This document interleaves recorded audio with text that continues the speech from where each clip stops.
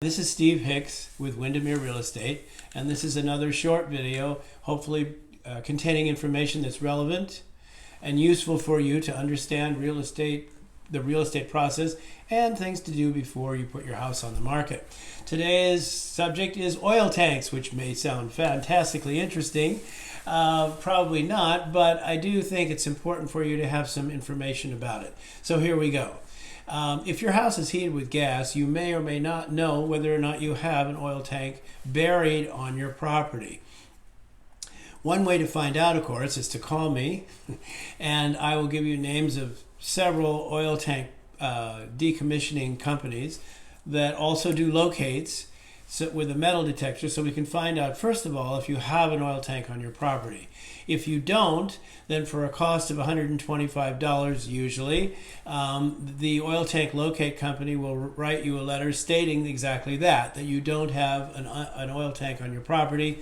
They were unable to find one, and that takes the liability of a potential leaking oil tank that you didn't know about off your shoulders and onto theirs. And of course, they're licensed and bonded, and that's what they do.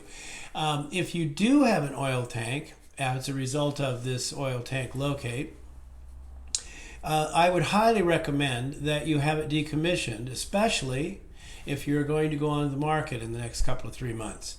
The reason for that is transparency, number one, disclosing that to the buyer, and number two, so you know before you get into a negotiation with the buyer, and the buyer also knows that you have one and that you have taken care of it. How you take care of it is to have it decommissioned or removed. I would caution against excavating and removing an oil tank because it could cause more problems than it solves.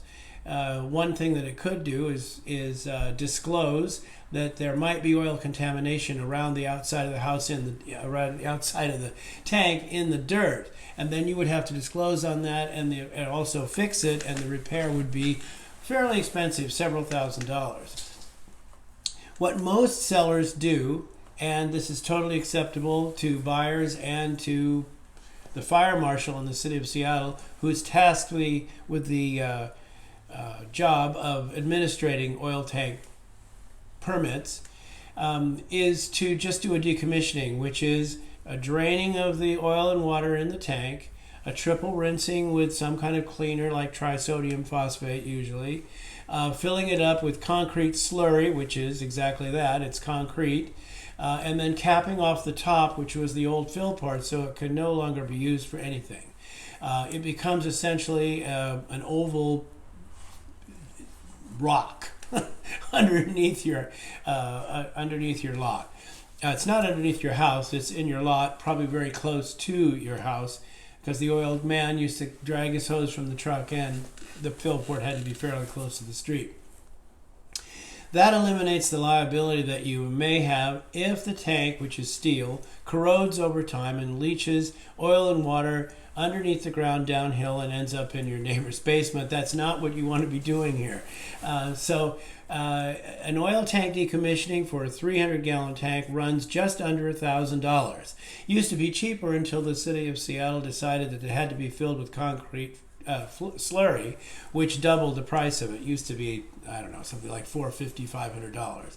So now it's about $950, $1,000 for a 300-gallon tank, which is the average size oil tank on a Queen Anne house. I've seen them run up to as high as $1,200 for a huge tank servicing the big mansions on the southwest slope. But I think it's a rule of thumb, it'd be a good idea just to think it's going to be $1,000. That is $1,000 exceedingly well spent.